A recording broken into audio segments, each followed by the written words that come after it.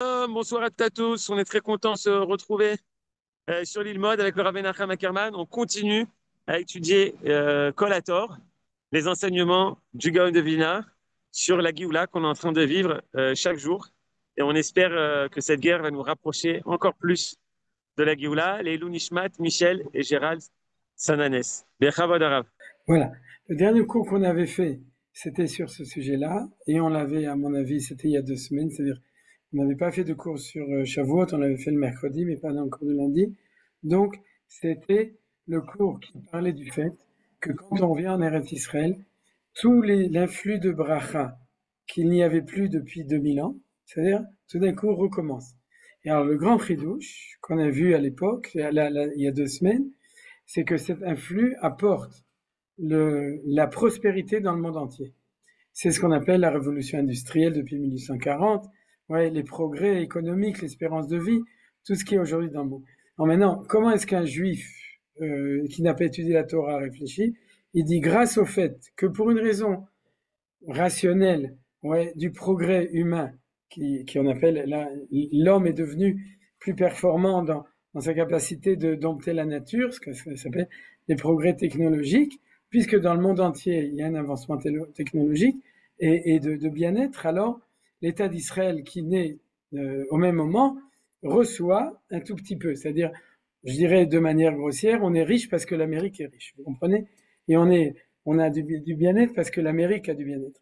Bien entendu, cette pensée, qui est la pensée rationnelle, qui, si on n'étudie pas la Torah, serait la pensée logique, nous maintient dans une espèce de mentalité d'exil, c'est-à-dire d'une mentalité de dépendance mentale vis-à-vis des autres nations. Et il y a des prises de position politiques qui se déclinent de cela. Si jamais l'Amérique coupe les vivres, l'État d'Israël va disparaître. Vous connaissez ce genre de phrase, ça fait 40 ans que je les entends. C'est-à-dire, on est obligé de tenir compte du fait qu'on vit dans un monde global et qu'il faut respecter les opinions des autres ou d'être réel, tout à fait. Mais ce genre de parole, elle décline aussi du fait que Israël n'est que une étoile du drapeau américain, dans le sens où la prospérité se trouve là-bas, et nous, Baruch Hashem, on reçoit 1%, 2%, 10% de la prospérité mondiale. Tout ça, c'est une lecture possible de l'histoire. Il y a une lecture inverse. Et la lecture inverse, c'est ce on a vu la semaine dernière. C'est-à-dire l'influx de bracha apparaît parce qu'on est revenu en Israël. L'année Tor, Tavresh, c'est 5600, c'est 1840 en date Goy. Le Kol Hator, c'est la voie de la révolution du retour en Israël. Et comme par hasard, 1840, retour en Israël, 1840, révolution industrielle. Pourquoi? Parce que les Juifs qui reviennent en Israël ouvrent le Bérez, le robinet. C'est-à-dire, c'est pour ça qu'en Israël, il y a le grand robinet. C'est-à-dire, le Rishon LeZion, etc. Donc, ils ouvrent les grands robinets. Du coup, la bracha vient sur la terre d'Israël, et ça, on le voit. La terre refleurit, l'économie refleurit, tout ça, ça refleurit. Mais tout ça, ça s'épanche sur le monde entier. Le Rav Yosef Jikatila, dans le Shareora, je l'ai souvent cité, dit que le mot beracha, c'est-à-dire, le mot bracha, c'est la même racine que le mot berech. Berech, c'est quoi? Genou.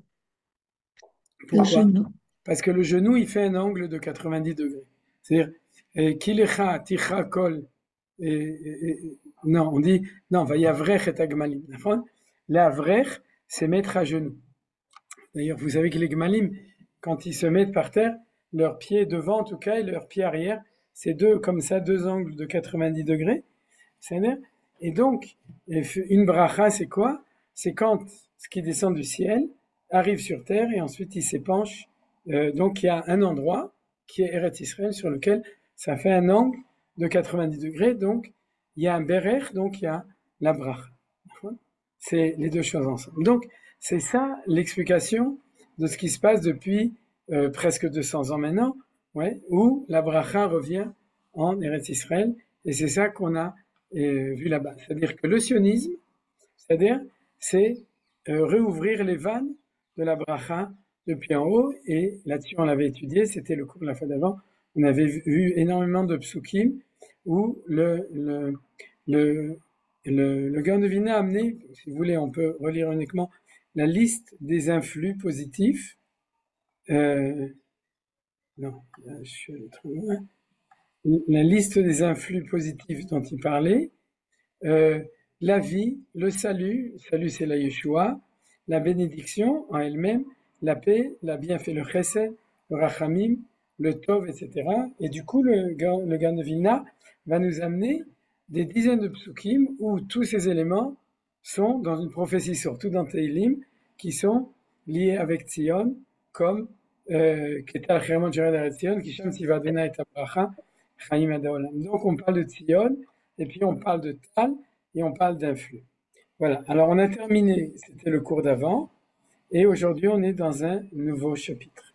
Alors le nouveau chapitre, c'est la Torah de Tzion. C'est-à-dire, la Torah de Tzion, on a un verset, Ki mitzion tetze Torah, udvar Adonai mirushalayim. C'est-à-dire, c'est un verset qu'on lit chaque fois qu'on fait Hotzat Sefer Torah, et on danse dessus à Simchat Torah, et la Sheila, qu'est-ce que ça veut dire la Torah de Tzion? A priori, la Torah, c'est quelque chose qui va là où se trouve un juif qui étudie la Torah ou qui enseigne la Torah. Là où il y a une yeshiva, alors il y aura de la Torah. Alors, oui et non. Le Gaon de Vilna nous dit non. Il y a la Torah de Galout et il y a la Torah de Tzion. Alors, c'est un sujet qu'on a déjà un petit peu étudié l'année dernière, je ne sais plus à quelle occasion. On avait étudié un texte du Rav Kook dans Roth Torah, plusieurs textes du Rav Kook. Et aujourd'hui, on va aussi étudier un texte du Rav Kook.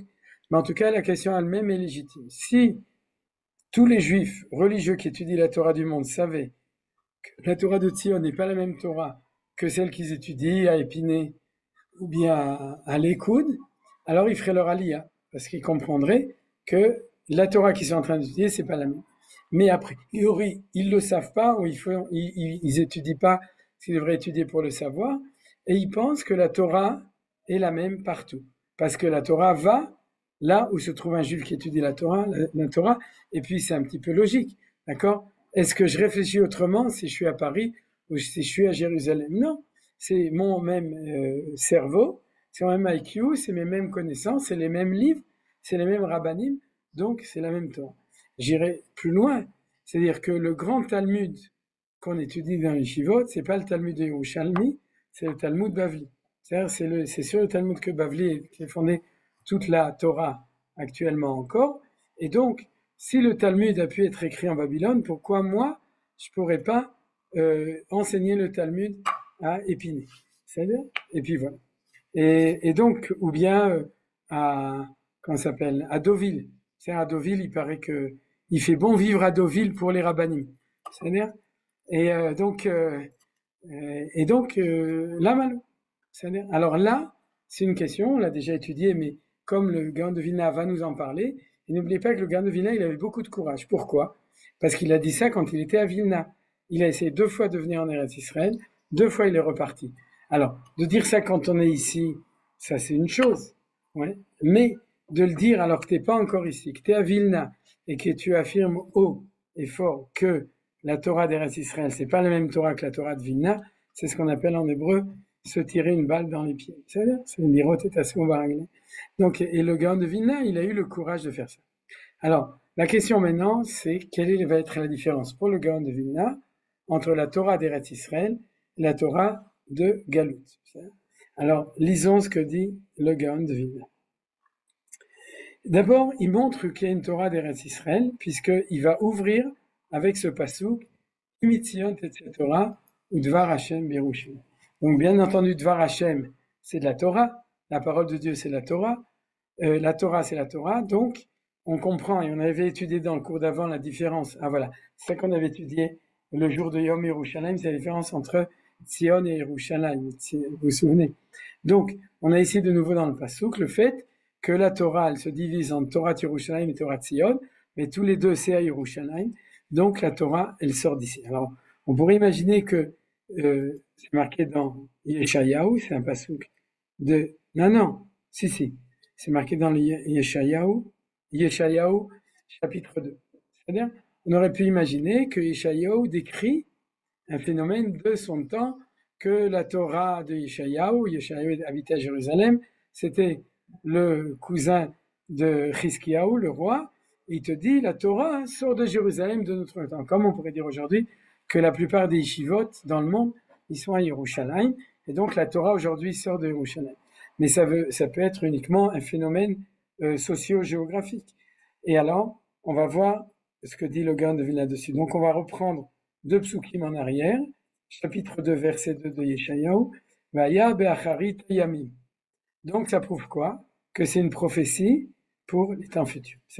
C'est-à-dire que quand on dit qu'il mitzion tetze Torah, c'est pas comme le petit juif qui chante la victoire à la victoire et qui en sortant le Sefer Torah, il dit oui, la Torah est sortie de Sion parce qu'il y avait le temple, mais maintenant elle est chez nous. C'est-à-dire elle est à Paris. Non, on nous parle d'ici d'une prophétie de Aharit Hayamim. Nachon yeh har bet Adonai berosh harim venissa mikvaot venaharu elav kol hagoyim. Donc on a une prophétie super avancée dans le temps, puisque c'est le moment où le temple deviendra, le temple de Jérusalem, le temple universel, puisque toutes les nations viendront à Yerushalayim sur le mont du temple. Il y a plein de prophéties comme ça, et vous savez qu'Yeshayahu est un des grands prophètes eschatologiques, c'est-à-dire un des grands prophètes qui parle des temps messianiques, et ici on a une voix, une prophétie messianique. Okay, alors on continue. C'est-à-dire, Valchou amim rabim, vamrou l'chou v'na'aleh lar Adonai el bet Elohei Yaakov, v'yorenu drachav, midrachav v'nelcha be'ochotav.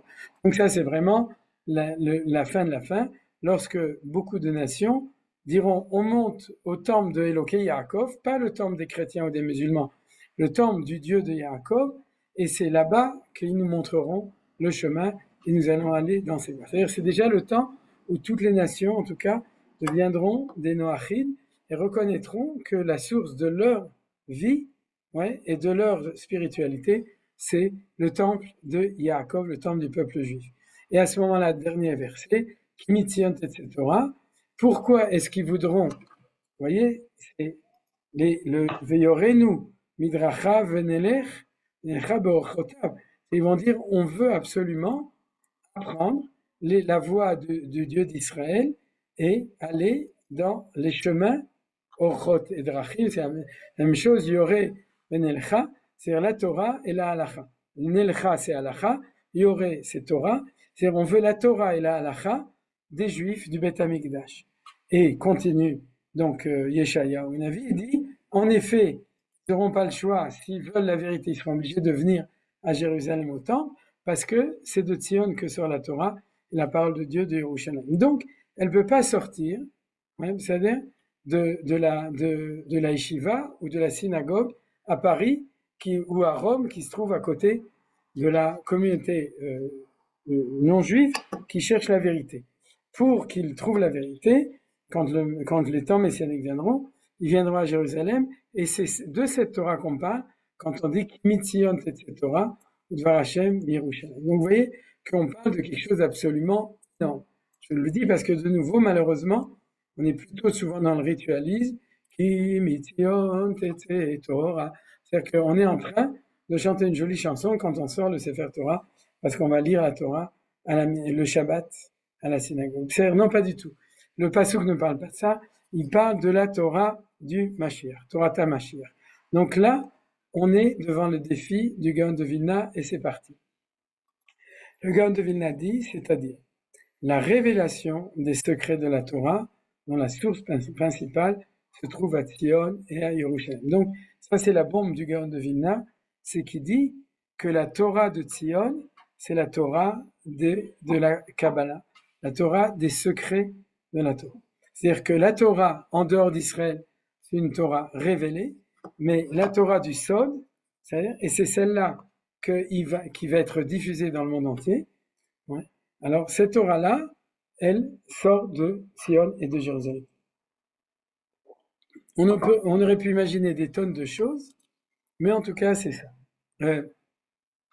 On continue dans la phrase, le Gaon écrit à maintes reprises que la rédemption dépend de l'étude de la Kabbalah, car c'est ainsi que se dévoilera peu à peu c'est un mot important. Pourquoi? Parce que vous vous souvenez que le Mashiach ben Yosef est caractérisé par ses talons. Ouais, les talons du Messie, ce qu'on appelle en hébreu Ikveta de Meshicha. Et on avait vu que Ikveta, c'est le fait que ça décrit que tout le processus messianique arrive léat léat, c'est-à-dire léat léat, c'est Ekev achare Ekev, pas à pas. En fait, c'est pas les talons du Messie, mais c'est le pas à pas du Messie. Alors il dit, c'est la même chose au niveau de la Torah. Si on va revenir en Israël, et puis on va continuer à enseigner la Torah qu'on avait l'habitude d'enseigner un peu partout, c'est-à-dire y compris la Kabbalah, parce qu'il y avait un peu de Kabbalah qui se promenait dans le monde, c'est-à-dire, mais la Torah, ce sera la même Torah traditionnelle, telle qu'on l'enseignait, oui, ou bien à Kisera Hamim en Tunisie, ou bien au Maroc, ou bien en Lituanie, ou bien en Pologne, etc. Et puis nous dit le Gaon de Vilna, peu à peu, pas à pas, léat léat va apparaître une nouvelle Torah, qui est la Torah d'Eretz Israël. Et qu'est-ce qu'elle a de spécial? Il y a beaucoup plus de Kabbalah.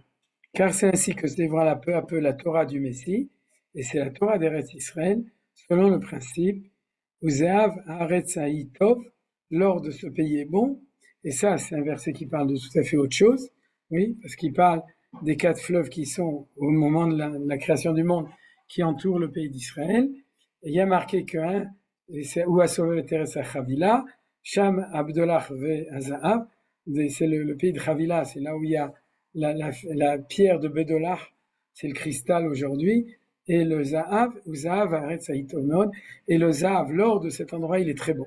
Aucun rapport, comme on dit chez nous, avec la choucroute, c'est-à-dire avec la Torah, mais le Zohar HaKadosh va nous dire, ce pasuk-là fait allusion au fait que Zahav Haaretzaï, c'est la Torah d'Eretz Israël, c'est une bonne Torah, c'est un bon Zahav. D'où on sait que la Torah est comparée au Zahav, Tovli Torah Picha, mais elle fait Zahav Kesef. C'est-à-dire que la Torah est meilleure que l'or. C'est-à-dire, c'est ça, on adore la Torah. Et donc, comme on sait que les 4 fleuves fixent les frontières de Eretz Israël, ce qu'on appelle le Gan Eden, c'est les frontières de Eretz Israël, puisque au sud, c'est le Nil, au nord, au sud, c'est le Nil, au nord, c'est le Tigre et l'Euphrate, donc vous voyez bien que c'est le Grand Israël. Il n'y a que celui-là où on ne sait pas exactement où est-ce qu'il est, celui avec le Zahav, mais en tout cas, c'est quand même les frontières de Eretz Israël. Et donc, on nous dit que l'allusion, que l'or, c'est pas l'or dont on parle, mais on parle pas de mine d'or, mais de mine de Torah, de ce pays qui est le pays d'Eretz Israël, il est bon. Ça veut dire que la Torah de Chutz-La'aretz, elle n'est pas aussi bonne. C'est-à-dire, c'est ça qui pose une question. On va tout de suite le voir. Mais en tout cas, ce que nous dit le Rav Kook, c'est que cette Torah, c'est la Torah d'Eretz Israël, c'est le retour de l'étude et de la divulgation des secrets de la Kabbalah. Donc, vous avez raison d'étudier dans des gens qui vous transmettent une Torah qui est basée sur les fondements de la Kabbalah, comme Manitou, comme le Rav Kook, comme le Maharal, comme André Neher, comme Benogos, comme Orod Vekelim, et tout ce que vous voulez, c'est-à-dire tous les endroits où vous étudiez, vous écoutez des paroles de Torah qui sont basées sur les fondements de Pnimiut Torah, à ce moment-là, vous savez que vous êtes dans la direction de Torah Eretz Israël, à condition que celui qui l'enseigne soit aussi dans la Torah d'Eretz Israël. Regardez, une petite remarque 66 qu'on va lire ici. Voir plus loin, chapitre 6, enfin, ça c'est pas important, puisque là-bas il y a un développement. Rab Chaim de Vologine, qui dit dans son introduction, Biur Agra sur le Sifra de Tzniuta. Alors tout le monde connaît Rab Chaim de Vologine comme celui qui a diffusé la Torah Niglé du Gan de Vilna, c'est-à-dire toute la Torah sur la Gemara, sur le Shulchan Aruch. Alors tout d'un coup, dans cette remarque, on se rend compte que le Rav Chaim de Vologine, il connaissait très bien tout ça, et il l'a enseigné au nom du Gaon de Vilna, puisqu'il écrit une introduction au commentaire du Gaon de Vilna sur le Sifra de Tzniuta, qui est la partie la plus kabbalistique du Zohar HaKadosh, et le Gaon de Vilna écrit un commentaire extrêmement important sur cette partie du Zohar qui s'appelle Sifra de Tzniuta, et il dit comme ça, le Rav Chaim de Vologine dans son introduction, dit, le Gra insistait beaucoup sur le précepte sacré d'étudier la Torah cachée, parce que par le mérite de ce précepte, on approche la Géoula, ouais, c'est cité dans un livre, et lorsqu'on n'étudie pas cette sagesse, le Mashiach tarde à revenir, Bioré Gra sur Tikkun Zohar Chadash, page 91b, et dans Midrash Shlomo, tout ça c'est des livres qui sont des livres des élèves du Gaon de Vilna. Il expliquait d'après le Gra que de Tzion sur la Torah vise principalement la Torah cachée, page 43, 9344, voire plus loin, chapitre 6 et 5. Donc vous voyez que dans cette remarque, on a continué à voir que le chidouche de ce pasuk Kimitzion Tetze Torah, c'est que lorsqu'arrivera le temps messianique, et il ne faut pas attendre, c'est notre rôle à nous de révéler les secrets de la Torah et donc de donner cette dimension à la Torah. Et à ce moment-là, on est dans la Torah de la Géoula, la Torah du Mashiach. C'est-à-dire, et c'est ça qui va commencer peu à peu depuis le moment où le Gaon de Vilna il vient. Alors ça, on n'a jamais appris jusqu'à maintenant dans le premier chapitre. C'est un scoop par rapport à tout ce qu'on a vu jusqu'à maintenant.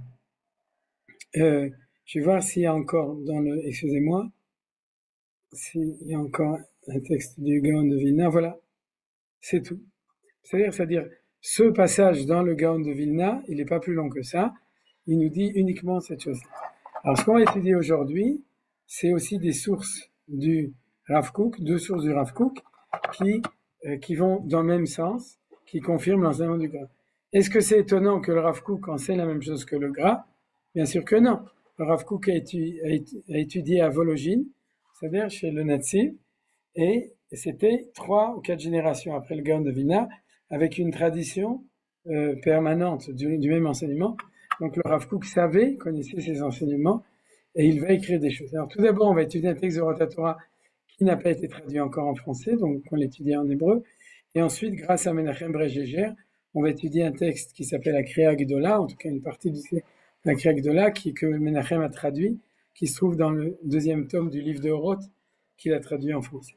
Alors tout d'abord, le texte de Rotatora. Uzeav haaretz haitov, en Torah que Torah Eretz Israël, Midrash Rabbah. C'est-à-dire que le Midrash Rabbah, il reprend l'allusion qu'a fait le Gaon de Vilna sur ce verset où Ze'av haaretz haitov, et le Midrash Rabbah il dit Ze'av haaretz haitov, l'or de ce pays qui est bon, il n'y a pas de Torah comme la Torah d'Eretz Israël. Donc la Torah d'Eretz Israël, c'est Torah Tova. Okay? Tov li Toratra, mi alfe Ze'av hakesef, c'est-à-dire Tov li Toratra, c'est Torah Tova. C'est-à-dire, c'est une bonne Torah. Ça ne veut pas dire que l'autre est pas bonne, mais elle est moins bonne. Alors Rav Kook doit nous expliquer ça. De même que le Gaon de Vilna nous dit, si tu veux comprendre ce qu'il y a de bien dans la Torah d'Eretz Israël, c'est qu'il faut commencer à parler des sodot de la Torah, et à ce moment-là, ce sera la Torah du Messie. La Torah d'Eretz Israël, d'après Yeshayahu, c'est la Torah messianique. Alors, le Rav Kook va nous donner son explication. Bechol dor, aynu tzrichim lechabev harbe Torah d'Israël. Dans toutes les générations, nous aurions dû aimer spécialement la Torah d'Eretz Israël. Ça veut dire quoi, par exemple? Étudier le Yerushalmi, étudier les Midrashim d'Eretz Israël, étudier la Mishnah, parce que la Mishnah c'est la Torah Tatanaïm, étudier le Zohar, parce que le Zohar c'est la Torah de Rabbi Shimon ben Yochai et de Rabbi Akiva qui est la Torah d'Eretz Israël. C'est-à-dire toute cette Torah d'Eretz Israël, dans toutes les générations, nous aurions dû faire un effort spécial pour l'étudier plus. Pourquoi il nous dit ça? Parce qu'il y a un problème. C'est que dans toutes les générations, quelle Torah on a préféré?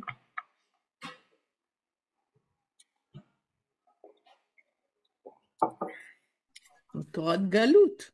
Oui, mais la Torah de quel endroit précis? Ah, de Pologne. Babylone. De Babylone. Torah de Babylone. C'est-à-dire qu'on a plus mis, merci Naomi, on a mis plus le poids sur le Talmud Babel et sur tout ce qui est autour, jusqu'à aujourd'hui, c'est-à-dire que la Torah d'Eretz Israël. Maintenant, il y a une raison à ça historiquement. C'est ce que Manitou explique. Et à partir du moment où, et aujourd'hui tout le monde le comprend, cette semaine par exemple, j'ai un élève de l'Ulpan de conversion, c'est-à-dire un de nos petits élèves qui a eu une crise de trucs. Il y a 3 semaines, il est reparti en France, il a dit je me convertis, après je retourne à Paris et je me fais ma vie en France. Et au bout de 10 jours, il est revenu en Israël. Il a dit quand je suis revenu à Paris, j'ai compris que j'avais plus rien à faire là-bas. Et ça, je pense qu'on a tous vécu un moment ou un autre où on est reparti en France et on a compris que c'était fini, c'était plus nous, on n'avait plus rien à faire là-bas. Je suppose que la plupart de vous, vous êtes comme ça, tous ceux qui habitent en Eretz Israël, vous avez ressenti un jour cette chose-là. C'est-à-dire, mais ça veut dire quoi? Ça veut dire que pendant 2000 ans, malheureusement, c'est la faute de personne. Comme on se promenait en Bavel, c'est-à-dire dans tout le monde entier, alors on sentait qu'on était très bien avec cette Torah. Et on a développé cette Torah, c'est la Torah de Bavel. C'est-à-dire parce que pourquoi? Parce qu'elle nous parlait ouais, à Trifoui les eaux. Elle était à notre mesure. Elle correspondait à ce qu'on sentait intérieurement, puisqu'on était en galoute, donc on voulait Torah de galoute. Or, nous dit le Rav Kook, Zetaout. Parce que de même qu'on a toute notre vie prié en disant, que Bezrat Hashem un jour va revenir en Eretz Israël, alors nous dit au Rav Kook, pendant 2000 ans, on aurait dû faire des efforts pour étudier une Torah qu'on comprenait pas. Vous comprenez, pour étudier une Torah qu'on lisait et qui nous parlait pas.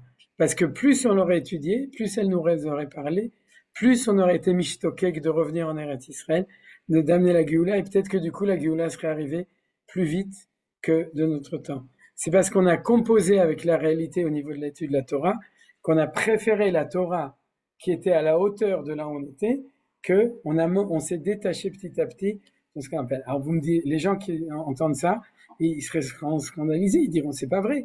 Je suis Bakib dans la Mishnah, j'ai fait Siyum du Shas Yerushalmi, j'étudie le Zohar tous les Shabbats, donc de quoi tu me parles? Le Rav Kook il dit ce que je te parle, c'est quelque chose d'autre. C'est d'essayer, au lieu de mettre la Torah dans ta tête, de mettre ta tête dans la Torah d'Eretz Israël. C'est-à-dire de comprendre que c'est une autre Torah, et à ce moment-là, alors comme on disait chez nous à Nice, si tu ne vas pas au Talmud, le Talmud Torah. C'est-à-dire qu'en fin de compte, il te façonnera et il te permettra de maintenir beaucoup plus de la lumière de la Torah d'Eretz Israël grâce à ça. Alors donc, c'est pour ça qu'il dit Bechol Dor Ayusrim Lechabev Arbe Torah d'Eretz Israël. Il y en a qui l'ont fait, mais en gros, le peuple juif, c'était trop dur pour lui, donc il a préféré Torah de Bavel. Et il continue le Rav Kook, il dit Uvioter Anutrichim Leze Bedorim. Il dit de notre temps, alors il faut mettre l'accélérateur pour étudier de plus en plus la Torah d'Eretz Israël. Alors il y a des gens, par exemple, Yosef Attali, il y a tout un groupe de la Ira Atika dans lequel il promouvoit l'étude du Yerushalmi, du Talmud de Yerushalmi. Il y en a d'autres, le Chafetz Chaim, aussi Haradi, il n'était pas en Israël encore, mais il a aussi essayé de promouvoir, en tout cas de divulguer, de promouvoir Torah du Yerushalmi, et le Rabbi Lubavitch aussi, il a dit qu'il fallait étudier le Talmud du Yerushalmi, etc. Donc, il y a dans le vent, il y a beaucoup de gens qui ont parlé de ce retour-là. Mais le Rav Kook dit que de notre temps, de tout temps c'était important, mais de notre temps, c'est une urgence. Vous comprenez pourquoi? Parce que imaginez-vous le non-sens de maintenir une Torah de Bavel quand tu es revenu en Eretz Israël. Vous comprenez? Ça veut dire que tu vas empêcher la Géoula. Ce qu'on avait vu avant dans la remarque 66. C'est-à-dire de ne pas mettre le champignon. Ouais, le champignon, c'est-à-dire l'accélérateur. C'est-à-dire ne pas appuyer sur le champignon, la Torah d'Eretz Israël. C'est-à-dire, alors, c'est que tu mets un frein au développement des choses. Donc le Rav Kook nous prévient, nous dit, de notre temps, avant c'était optionnel, maintenant ça doit devenir obsessionnel. C'est-à-dire, ça doit devenir quelque chose d'obligatoire, c'est ce qu'il dit ici. Alors il dit, c'est quoi notre génération? Dor anevila vatechia. La génération de où on flétrit et où on résurgit. Qu'est-ce qui flétrit? La galoute. Qu'est-ce qui revit? C'est la Torah d'Eretz Israël. Ben Azman, Shela Fela Ve'arwa. Le temps où on vit dans un temps où il y a l'obscurité et la lumière, Ayeush Ve'agvura, le désespoir et l'héroïsme. Est-ce que ça correspond à ce qui se passe en ce moment en Israël depuis 1 an et demi? Mais à 100%. C'est-à-dire, on balance entre le Yehush et la Gvura, c'est-à-dire où il y en a qui sont dans la Gvura, nos enfants à Gaza, et puis il y en a parmi nous qui sont dans le Yush, ouais, je sais pas pourquoi. Il y a le Afela et le Hora, bien entendu, mais Afela, le Hora, et puis Nevila Vetria, Nevila c'est là, quand ça se décompose, ça flétrit comme Nabol Tibol, ce qu'a dit à, comment ça s'appelle, Yitro à Moshe Rabbeinu, ouais, Navel Tzitz, etc., c'est-à-dire, et la Tria, la résurrection qu'on est en train de vivre. Donc, qu'est-ce qu'il nous dit? On oscille, d'accord? Le peuple juif, le sionisme, le Mashiach ben Yosef, on l'a vu, c'est pas facile, il y a des difficultés, il y a des souffrances, vous vous souvenez, les petites pierres, etc., et les Issourim, donc on est tout le temps entre les deux. Ça réussit génial, mais ça avance pas assez vite, et puis il y a des difficultés. Nous dit le Rav Kook, sache que pour que ça accélère, il faut absolument que ceux qui étudient la Torah étudient et diffusent la Torah de Eretz Israël de plus en plus. Donc, on est ici, on ne sait pas encore ce que c'est la Torah d'Eretz Israël pour le Rav Kook, mais on sait qu'il y a une urgence.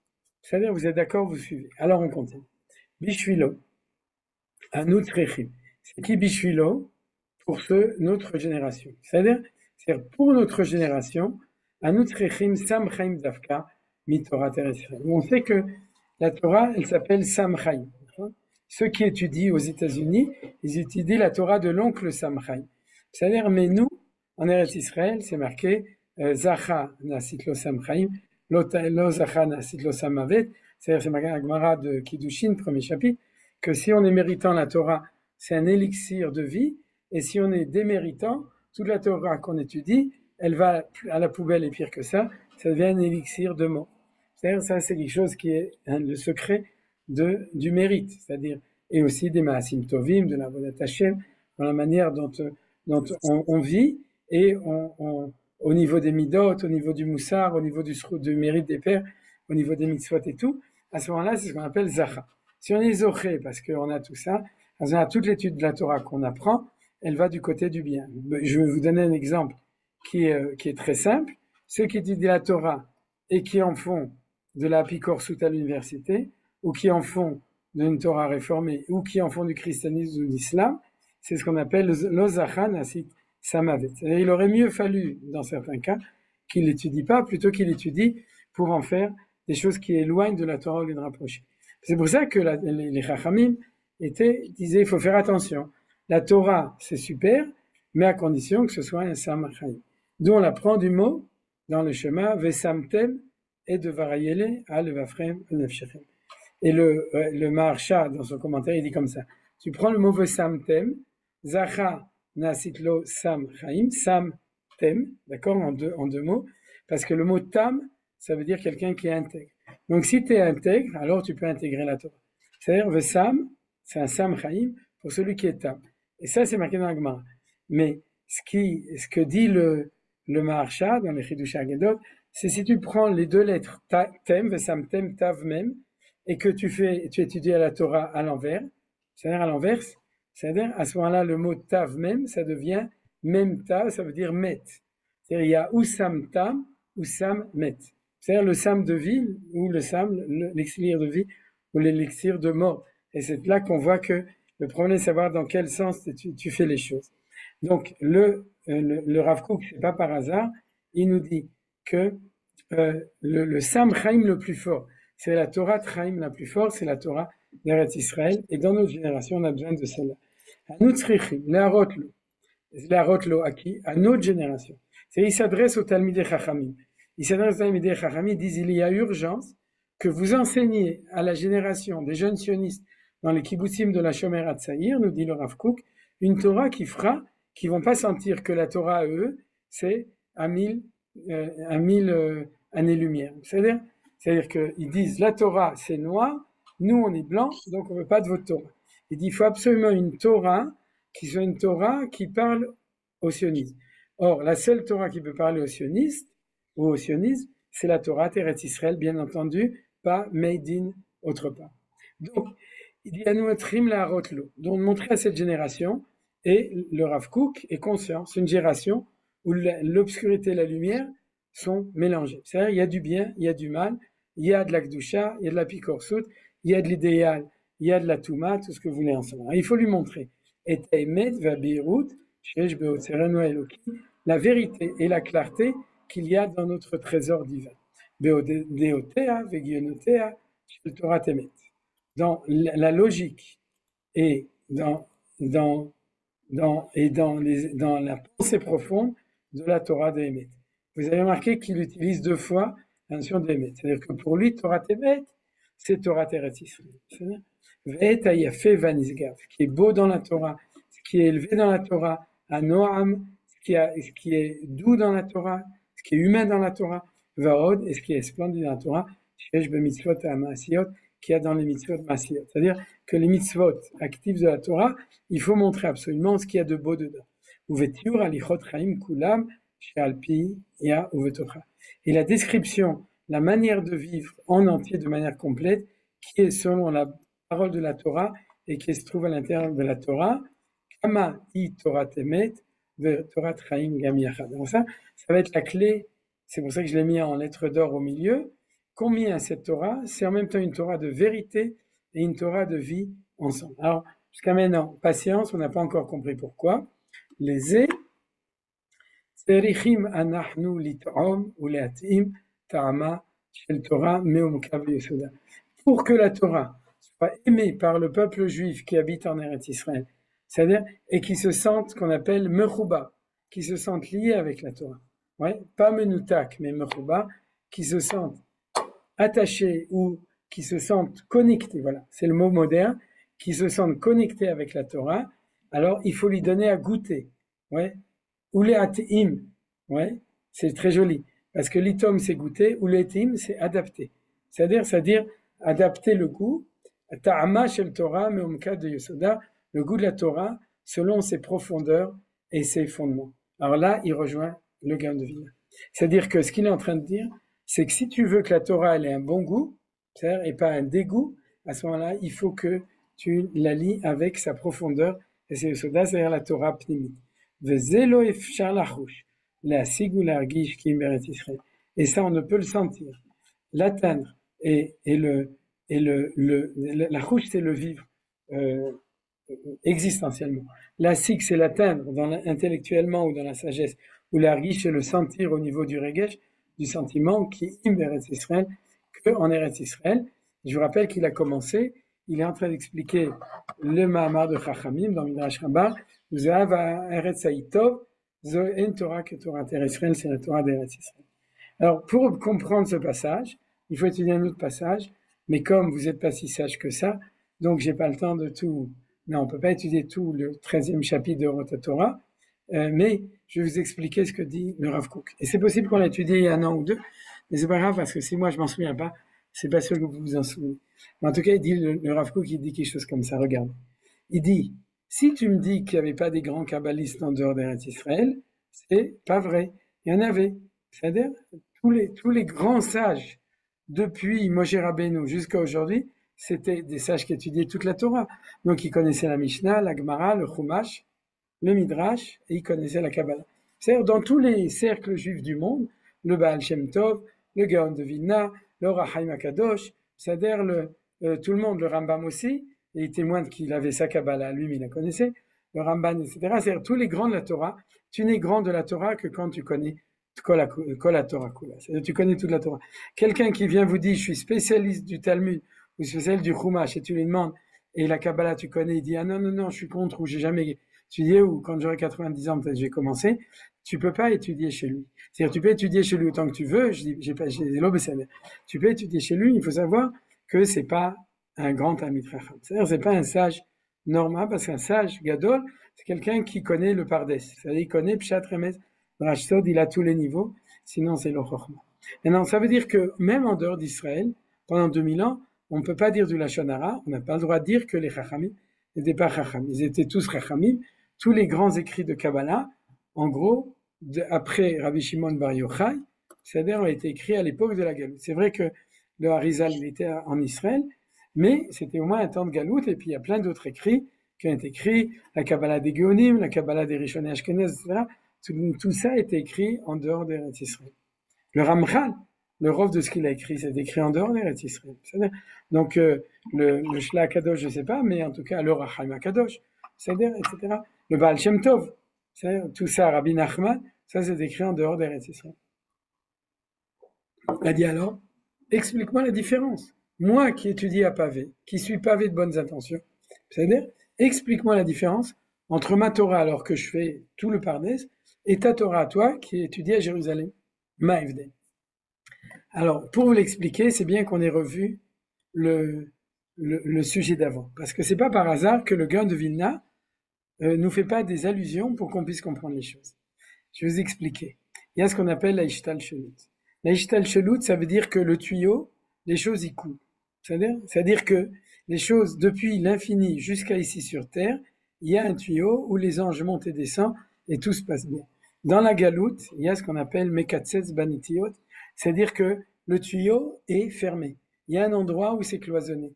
Et il nous dit, le Gaon de Vilna, non, le Rav Kook, pardon, le Rav Kook dans un autre texte, il dit, maintenant je vous l'explique avec le Gaon de Vilna, je fais la synthèse entre les deux. Si au niveau de l'influx de bénédiction, du bien, de la paix, de la bracha, de la tzaka, etc. Ouais, la galoute, c'est que le tuyau, il est cassé, c'est-à-dire où il est bouché, c'est-à-dire le tuyau est bouché. Au niveau de la Torah, c'est la même chose. Comme disait Manitou, ouais, la Torah de galoute, c'est la Torah bouchée. Pourquoi? Parce que la Torah de la cache-route, c'est là qui cache la route. C'est-à-dire donc, c'est une Torah où les tuyaux sont fermés. Alors ça veut dire quoi? Ça veut dire que, et nous dit le Rav Kook, que quelque part, entre le Niglé et le Nistar, il y a un truc qui ferme, parce que le Nistar est lié avec le monde d'en haut, le Niglé est lié avec le monde d'en bas, et entre les deux, ça communique pas bien. C'est ça le chidouche de Rav Kook. C'est-à-dire, il dit que c'est le problème, c'est un problème congénital de la galoute. C'est-à-dire, autant au niveau de tout ce qu'on a vu dans le paragraphe d'avant, autant à ce niveau, tu peux rien faire, sauf citer quelqu'un qui a une neshama de Eretz Yisraël. Rabbi Nachman bin Braslav, il disait, partout où je suis, c'est-à-dire, je suis dans Arba Amot Eretz Yisraël. Il était ambassadeur d'Eretz Yisraël, extraterritorial, sa neshama était comme ça. Mais tu dis, il y avait des grandes neshamot qui étaient Prinat Eretz Yisraël même dans la Galoute, et c'est eux, comme le Gaon de Vilna, qui pouvaient l'enseigner, même qu'ils n'étaient pas là-bas. Ils étaient déconnectés. Ils comprenaient la Torah de Bavel, mais eux vivaient avec la Torah d'Eretz Yisraël. Même en Galoute, heureusement, sinon on ne serait jamais revenu, s'il n'y avait pas eu des chachamim comme ça. Mais ils savaient aussi que pour le monde juif, il y a une séparation à Mavdil, ben Kodesh Lechol, ben Torah Pnimit et Torah Chitzoni. C'est-à-dire, il y a une séparation qui est irrémédiable, qui est comme ça, qui est cloisonnée absolument entre les deux. Et c'est ça. Ouais. Est-ce que c'est comme ça qu'on pourrait expliquer alors pourquoi finalement ces grands maîtres, leurs élèves, quelquefois n'ont pas suivi, qu'il y a eu ce décalage entre ces grandes neshamot qui ont donné ces enseignements, et après on a eu l'impression d'un décalage pendant 100 ans de leurs élèves qui finalement n'ont pas tellement, à part les élèves les plus proches qui sont partis, les autres élèves, après on a eu une sorte d'impression qu'il y a eu une non-compréhension de cette Torah-là pendant les 150 ans. Parce que c'était finalement que des neshamot qui avaient eu ce passage. C'est le problème des grands tzadikim ou des grands rabbanim. C'est qu'ils sont tellement grands qu'ils n'ont personne qui peut les comprendre. C'est-à-dire, pas toujours, ils n'arrivent pas forcément. Est-ce que Mozart a pu former des petits Mozart après? Combien il y a d'élèves de Mozart qui sont Mozart? Ouais, Mozzarella. Nahon, il n'y en a pas. C'est-à-dire, pourquoi zéro? Parce qu'il y a des choses, comme on dit que la Kabbalah, tu peux l'expliquer qu'à quelqu'un qui le comprend par soi, mais Mevin Me'atzmo dans Maseret Chagiga. Mais s'il le comprend de lui-même, t'as rien à lui enseigner. Tu comprends? Non, c'est pas vrai. Il comprend de lui-même, c'est-à-dire qu'il a déjà à l'intérieur de lui, de manière non formulée, la compréhension de tout ça. Je l'ai expliqué il n'y a pas longtemps à un ami à moi, parce que je suis musicien. C'est-à-dire qu'en fait, moi, j'entends dans mon oreille ce que la plupart des gens, on doit être 2% de la population. Quand j'entends une musique, j'entends entre 3 et 4 harmoniques différentes avec l'air que tout le monde chante. La plupart des gens, ils ne l'entendent pas. Mais j'ai besoin de quelqu'un qui va me le formuler.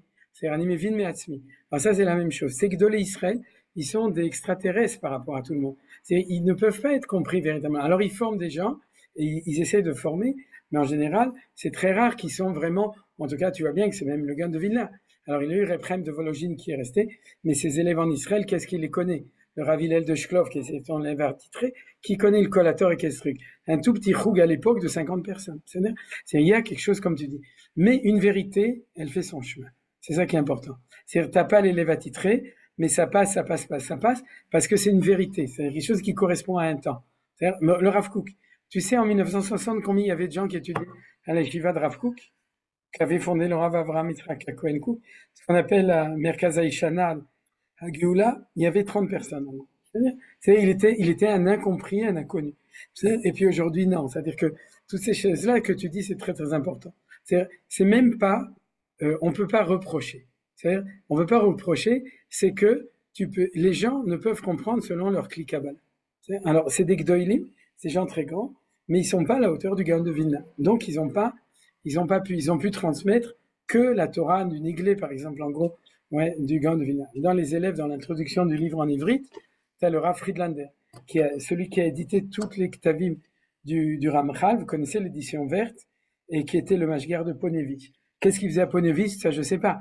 Mais en tout cas, lui, il connaissait la Torah du Gaon. C'est-à-dire, il la connaissait, il l'a transmis, il a imprimé le Collator. Il y a des gens comme ça, mais il n'y en a pas beaucoup. Et de Malasot, de toute façon, on peut rien faire. Mais en tout cas, pour continuer et terminer, je voulais dire dans ce texte, et Bezrat Hashem, on verra ce qu'on appelle la Kriya Gdola de Roth au début du cours de la semaine prochaine. Mais en tout cas, ce que le Rav Kook dit quand il dit cette phrase, Kama Torah temet ve Torah traim gam yachad. Quand le tuyau il est ouvert, la Kabbalah nourrit la Torah sur terre. Et la Torah sur terre, elle a un sens et elle a un bon goût. Vous comprenez? C'est pas une Torah d'intégristes, de majnounim, qui sont habillés bizarres, qui font des trucs bizarres, qui se balancent bizarres, et qui sont déconnectés de la réalité. Et tout ça, c'est la faute de personne. C'est parce que le tuyau, il était coupé au milieu. C'est-à-dire donc, on ne connaît pas une Torah qui commence à l'infini et qui descend jusqu'au plancher des vaches. C'est-à-dire qui descend en bas. Et c'est ça, d'après le Rav Kook et a posteriori d'après le Gaon de Vilna. Quand on vient en Eretz Israël, c'est une Torah ta'aret, c'est une Torah de la terre. Mais pour que cette Torah de la terre puisse être une Torah réelle qui a un sens, qui est intégrée au sens de la terre, c'est pas une Torah au ras des pâquerettes, ce qu'on appelle en Israël Ramat Gan. C'est-à-dire qu'on enseigne à l'université de Ramat Gan. C'est une Torah qui est la plus haute, parce que c'est celle qui est la plus haute, qui a le plus grand faisceau pour revenir en bas sur terre. Et pendant 2000 ans, la Torah d'en haut ne nourrissait pas la Torah d'en bas, et du coup la Torah d'en bas était une Torah de ghetto, une Torah d'un peuple juif séparé des autres, de quelqu'un qui était à contre-courant de tout, et qui nous a maintenus, et qui nous donnait un sens dans notre vie de galoute, mais qui n'est pas capable de descendre sur terre. Alors c'est ça la phrase magnifique. Torah Temet, c'est Kabbalah. Tout le monde le sait. C'est-à-dire, Torah Ta'emet, quand on dit Emet, Emet, Emet, c'est la Torah Pnimit. C'est-à-dire, parce que ici en bas, on fait des concessions. C'est Torah Shalom, ici en bas. Il faut un peu comme ça, il faut un peu comme ça, etc. La Torah, dans son absolu, c'est la Torah d'en haut. Mais la Torah Traïm, c'est la Torah d'ici d'en bas. Et Talech Lifnei Hashem, Be'artzot HaChaim, c'est Eretz Israël. La Torah vivante, la Torah sympathique, la Torah qui donne goût, qui donne envie, c'est une Torah Traïm. Et il dit, en Eretz Israël, il faut montrer Kamaï Torah Temet, de Torah Traïm Gam Yachad. Les deux choses ensemble. En même temps, Torah Temet du plus haut des sols, et en même temps, Kamaï Torah Traïm du plus bas d'une réalité. Une Torah en sandales, sans chaussettes. Vous connaissez, comme nos enfants qui diffusent cette Torah qui a les pieds sur terre. Mais cette Torah qui a les pieds sur terre, elle est authentique parce que c'est une Torah Tassot. Donc, un peu différent, le Gaon de Vilna nous a pas donné cette image.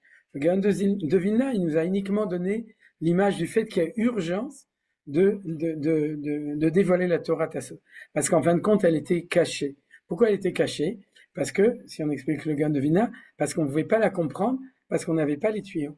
C'est-à-dire qu'on n'avait pas fondamentalement le lien entre Niglé et Nista, entre la vérité et la réalité. C'est-à-dire les principes de vérité et les principes de réalité. Donc on l'étudiait, les initiés, etc., on la transmettait et on attendait. Et maintenant, quand on revient ici, c'est comme si tu n'ouvrais pas les vannes qui pouvaient nourrir et éclairer la Torah d'ici en bas. Il dit, si jamais tu ne te lis pas avec la Torah d'en haut, celle qui souffle, c'est la Torah d'en bas. C'est pas la Torah d'en haut. J'ai pas besoin que tout le monde étudie la Yeshiva de Bethel. L'autre, ça arrive. C'est-à-dire, il faut juste que les gens de Yeshiva de Bethel, des Mekoubalim, des kabbalistes de là-bas, ils diffusent leur Torah et ils nourrissent les gens qui étudient la Torah d'en bas, qui nourrissent les gens qui étudient la Gemara, qui étudient le Chumash, les professeurs dans les écoles, le Rav, Mori Verabi Arav Avichai, le Rosh Yeshiva de Bethel, il dit que tous les problèmes dans les milieux religieux d'éducation des enfants, dans les yeshivot et tout, ils disent c'est parce que les rabbanim, ils ont appris le Chumash, ils ont appris la Gemara et ils connaissent pas la Pnimiyut Torah. Donc ils ont pas les kelim parce qu'ils disent que les neshamot des enfants ils sont tellement grands que si tu leur enseignes une Torah qui est moins grande, ils disent mais de quoi tu me parles? Tu ne nourris pas ma neshama. Vous avez compris? C'est-à-dire qu'il y a des choses, ça c'est la Torah Tagon du Vilna, qu'il y a urgence de nourrir les neshamot des gens qui sont dans la dimension de Mashiach ben Yosef, qui sont en Eretz Israël, alors donne une Torah plus grande. Ça, c'est le Gaon de Vilna. Le Rav Kook, et j'ai terminé comme ça, il nous explique le processus qu'il faut absolument faire la synthèse. Et il n'y a que, comme disait, ce qui est dit ici, parce qu'ils ne pourraient pas comprendre, Vezé lo efsha. Il est impossible de le réussir qui Eretz Israël, uniquement en Eretz Israël, parce que là-bas, ça ne marche pas. Il n'y a pas de tuyau, désolé. Il n'y a que les conduits horizontaux qui leur envoient un petit peu de Torah en France, aux États-Unis, c'est-à-dire avec les fibres optiques, ils reçoivent aussi un petit peu de conduits. Mais il n'y a que ici où les choses, elles marchent comme il faut. Zéou. Toda Rabba, vas-y, je vois qu'il y a Annette qui veut poser une question. C'est très étrange de dire ça. En fait, tu donnes une importance au monde du matériel qui va t'aider à comprendre le monde du spirituel. Parce que la terre, c'est très matériel. Et ceux qui ont construit la terre en Israël, c'était des Chilonim, quand on voyait tout balader, mais ils ont compris qu'il se passait quelque chose ici, qu'ils pouvaient construire. Donc c'est extrêmement un retour en arrière pour revenir au début du sionisme, où c'était des gens qui avaient rejeté ce que nous, on veut retrouver, et pour retrouver la terre, le bout de terre et s'installer là-bas. Alors, je ne suis pas d'accord avec ce que tu as dit, que j'ai dit. C'est pas que la Torah de la terre va éclairer la Torah du ciel. C'est le contraire que j'ai dit, que a dit. Il faut absolument que la Torah qui éclaire la terre ne soit pas une Torah qui est trop basse. Il faut que ce soit la Torah du ciel, la vraie, la Pnimiut Torah. Oui, mais tu dis qu'il doit être là, il doit être ici. S'il doit être ici, il doit être les pieds sur terre, et avoir les pieds sur terre. Mais bien entendu, c'est ça qu'il dit, le Rav Kook. Il dit, moi, je me promène au milieu de mes kibbutznikim, la Shomer Hatzair. Il dit, mais je suis le seul, c'est-à-dire à crier dans le désert que la Torah qu'il refuse, c'est parce que c'est une Torah qui est déconnectée de la réalité sur terre, parce qu'elle vient pas du plus haut du plus haut. C'est ça que j'ai dit. T'as compris? Oui, mais ça donne une importance énorme à la terre. Bah, heureusement, au Hachem, c'est pour ça qu'on vient en Eretz Israël. Et on l'a vu quand on est parti de Gush Katif, tout est tombé à l'eau alors qu'on n'a rien compris, parce que la terre, c'est la même terre. Donc elle a une spiritualité, cette terre. Elle a une spiritualité intrinsèque, mais je dirais, pour prendre une image, ouais, pour qu'elle brille, il faut que tu aies un projecteur. D'accord? Elle brille pas de elle-même, elle a un potentiel, c'est de brillance, et s'appelle Eretz HaKodesh. Je vous rappelle que dit Manitou, la Shon HaKodesh, Eretz HaKodesh, c'est pas la terre sainte, c'est la terre qui porte la sainteté. Pour qu'elle se révèle, dans Parashat Béar, c'est marqué, d'accord? La Kedusha de la terre, elle est dans la Shemitah, au moment où la Shemitah, elle se révèle, ou du Yovel, c'est-à-dire, mais pour que cette sainteté se révèle, il faut qu'il y ait une Torah. Sans Torah, elle se révèle de manière inconsciente. Tous les kibbutznikim, tous les chalutzim, ils sentaient les étincelles de Kedusha qui étaient à l'intérieur de la terre, c'est-à-dire, ils les sentaient sans étudier la Torah. Mais en tout cas, ils voulaient pas la Torah qui n'éclairait pas la terre. Ouais. Et nous dit le Rav Kook, s'ils avaient une Torah qui éclairait leur terre, ils n'auraient pas eu besoin de tout rejeter pour être des chalutzim. Vous savez, ils auraient pris les deux ensemble. Mais la Torah qui éclaire, c'est au contraire, c'est paradoxalement. Ouais, c'est-à-dire, il y a des gens des fois qui disent, oh, ceux qui s'occupent de Kabbalah, ils sont dans leur nuage, etc. Pour faire, par exemple, Rav Ovadia, il est très comme ça. Je n'ai pas dit qu'il n'étudie pas la Kabbalah, mais il dit pour faire approcher la Torah aux âmes, au peuple, il faut leur parler une Torah de Halacha le Maaseh. C'est-à-dire, tu vas faire des shiurim, oui, alors, Ekli Ekli Rishon, machin, etc. Tout le temps que des inyanim d'Halacha. Chas de Shalom, c'est-à-dire, Bevadaï chez Emeot Rachou. Et d'ailleurs, ça réussit, d'une certaine manière. Mais ça réussit pas sur la Torah d'Hamashiach. Ça réussit à prendre des gens qui étaient Sfaradim, qui naturellement étaient liés avec la terre d'Israël et de Ham Israël et Gdusha Azot, et pour les faire entrer dans des ghettos lituaniens, Sfarad. C'est-à-dire, comme disait Manitou. C'est-à-dire, ça fait de la régression au niveau de la Géoula. C'est quelque chose qui est pas bien. Alors, en soi, qu'ils fassent Tchouva, qu'ils soient mitraskim, et qu'ils étudient la halakha, c'est très bien. C'est-à-dire, ça, y a pas de problème. Mais quand tu vois la régression au niveau sioniste de chasse par rapport à ce qu'était Rav Ovadia, c'est-à-dire, alors là, tu te rends compte qu'il y a quelque chose, ce que disait Marc aussi, la gadlou de Rav Ovadia permettait d'engendrer des gens comme ça, des gens comme ça. C'est-à-dire, je lui ai montré un texte sur la Aliyah la Rabbait qui montre que Rav Ovadia et ce qu'a dit son fils, aucun rapport. C'est-à-dire, c'est de la dégradation. C'est-à-dire, quand on voit ce qu'ils disent pour l'armée, ou qu'ils risquent de dire, je ne sais pas ce qu'ils ont encore dit, c'est-à-dire, on voit qu'il y a quelque chose qui s'est passé. Pourquoi? Parce qu'ils se sont détachés, Ils se sont attachés aux Lituaniens détachés de la Pnimiut Torah en essayant de les singer, c'est-à-dire, et ils se sont détachés de leur tradition à eux, qui était une tradition de Pardes, de Pshat, Remes, Drash, Sod, et n'importe quel rave, il te faisait une dracha où il te parlait de Pnimiut Torah et de trucs comme le Raham Kadosh, comme le Ben Ishraï, etc., comme Manitou, comme son père, etc. C'était normal qu'on reliait toutes les choses ensemble. Et là, ils se sont détachés, donc ils ont un problème. Et la vraie éclairage de la terre, je reviens à ça de maintenant, c'est lier les deux choses ensemble. C'est bien, ok? Mais dans le sens, il y a le or et les kelim. Il y a besoin de venir à ma synagogue alors, parce que mon rabbin, la Kabbalah, c'est effacé. Ben justement, je trouve que l'explication que le tuyau est coupé, c'est une explication gentille, parce que moi je trouve que c'était quelque chose qui était presque interdit. Il s'interdisait d'étudier la Kabbalah. Et c'était donc, voilà, je trouve que c'est pire que ça. Alors je ne sais pas pourquoi ils s'interdisaient. Est-ce qu'ils avaient peur de ne pas comprendre ou ils avaient peur de mal interpréter Non, alors c'est une bonne question ce que tu dis. C'est-à-dire, dans l'histoire, personne ne s'est interdit puisque tout le monde étudiait la Kabbalah, sauf tous les Gdolés Israël. Mais c'était dans des cercles fermés secrets. Comme chez Ashkenazim, on raconte cette histoire qu'avant 40 ans, il ne faut pas commencer. C'est-à-dire, vous savez pourquoi c'est une blague? Parce que le Hari, il était Ashkenazi, le Ramchal, c'était Bassir, qui était si sfaradi que ça, et ils sont morts avant 40 ans. S'ils avaient attendu 40 ans, on n'aurait pas eu la carte. Donc, Zélo, maintenant, comme ça. C'est-à-dire, comme tout ça, c'est pas bon. Pendant des centaines d'années, on transmettait la Kabbalah que aux initiés, parce que je vous ai expliqué.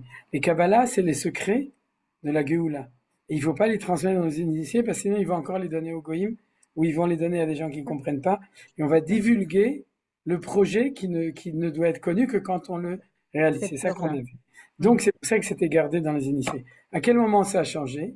Le jour, en 1500, où les Gdolés Israël savaient que le temps de la Géoula avait commencé. Parce que nous, on fait avec le Gaon de Vilna. On fait dans d'autres calculs, qui sont ceux des sages de l'expulsion d'Espagne, c'est-à-dire les sages qui sont les Hatzfat, le Rakadosh, le Mahacho, Rabbi Shlomo El-Kabetz, etc. Eux savaient que le temps était arrivé de divulguer. Qu'est-ce qu'ils ont fait? Ils ont divulgué. Ensuite est arrivé le Baal Shem Tov. Il a dit aux Lituaniens, pas aux Lituaniens, il a dit aux Ashkenazim, qu'est-ce qui se passe chez vous? Vous transmettez la Kabbalah qu'en secret. Il a divulgué la Kabbalah. C'est-à-dire, est arrivé le Hamchal, et d'ailleurs il s'est fait mettre en excommunication, comme vous savez. Il a dit le temps est arrivé, il faut divulguer la Kabbalah. Et il a divulgué la Kabbalah. Est arrivé le Gaon de Vilna, il a dit il faut divulguer la Kabbalah. C'est-à-dire, d'accord? Alors dis-moi où est-ce que, et le Rachaim Akadosh, où est-ce que depuis 1500, quelqu'un a dit qu'il ne faut pas la divulguer? Nulle part, sauf dans des cercles réactionnaires, dans des chivotes, où on te dit ah non, non, non, non, il faut pas. Mais c'est très très grave ça. Alors, comme dit Rav Kook, c'était très grave depuis 1500, c'était très grave depuis la destruction du temple, depuis Rabbi Shimon ben Yochai, mais c'est encore plus grave aujourd'hui. Aujourd'hui, c'est interdit. C'est-à-dire, si tu as un Rav qui étudie pas, il faut l'envoyer chez un Rav qui étudie. Il y a des rabbanim qui ont fait de bon, il faut que tu viennes chez nous alors à Petartiga. Ouais. Ah, bah, yesh tikva, c'est ça. Le Tigva. Si je me souviens bien de Manitou, il disait que la Kabbalah, on l'étudiait pas Beresh Galé. Oui, parce qu'en fait, c'est une pyramide. Manitou, il a quand même ouvert des trucs. C'est-à-dire, la première fois que j'ai entendu des moussagim de Kabbalah, c'est de Manitou, quand j'étais déjà très jeune. C'est-à-dire, quand il parlait de Avraham, Chesed, Gvura, etc. Et puis maintenant, quand tu regardes dans les cours, maintenant qui sont mis par Chaim Rothenberg dans les trucs, tu vois que il y a plein d'endroits où il étudie des choses beaucoup plus profondes de Kabbalah, etc. Sauf que il faisait quand même attention à respecter la notion d'initié. Mais c'est quoi la notion de respecter la notion d'initiation? C'est que c'est un langage. Plus, prends le langage d'ordinateur, d'accord? Il y a ce qu'on appelle hardware, software. C'est-à-dire que moins les gens sont initiés, plus tu leur donnes un langage extérieur, l'écran de l'ordinateur. Plus ils sont initiés, plus ils parlent une langue qui est fondamentale. Le plus fondamental, c'est le binaire, c'est le bête de Bereshit, c'est Chad VFS, 1 et 0. C'est-à-dire que Manitou avait cette sagesse, comme tous les Gdolés Israël. Sauf moi je fais pas attention à ça et c'est pas Besséler, mais il avait, c'est peut-être parce que justement, ce qui est marqué ici, que maintenant il faut même plus cloisonner comme ça, mais il avait cette sagesse de transmettre tout le temps la Kabbalah, mais plus son public moins il était initié, plus il enrobait d'un langage rationnel, mais à condition que le langage rationnel ne fasse pas écran, mais qu'il fasse au contraire passage vers ce qu'il y a à l'intérieur. D'accord? Il y a des écrans transparents, il y a des écrans opaques. D'accord? Alors, le kabbaliste doit toujours mettre des écrans pour protéger celui qui l'écoute, et lui, il connaissait ses propres écrans, mais tous les écrans doivent être translucides. C'est-à-dire, ils doivent passer, plus c'est bas, plus c'est flou, plus c'est haut, plus ce qu'on appelle Aspaklaria Meira, plus en fait il est translucide. C'est-à-dire, la voix de Moshe Rabbeinu, c'est le plus translucide. C'est bon? Il y a du boulot. D'accord. On s'arrête là? Vous avez encore quelque chose à dire? Zéo? Merci. Top. Alors, Merci. Kol Tov le Kula, mais on se retrouve Bezrat Hashem lundi prochain pour continuer, et mercredi pour ceux qui sont qui viennent deux fois. Merci d'avoir visionné cette vidéo. Je vous invite à vous abonner à notre chaîne InMode pour plus de replays, de conférences, de cours, d'interviews. Cliquez sur le bouton juste ici et vous êtes abonné à l'InMode. À très bientôt.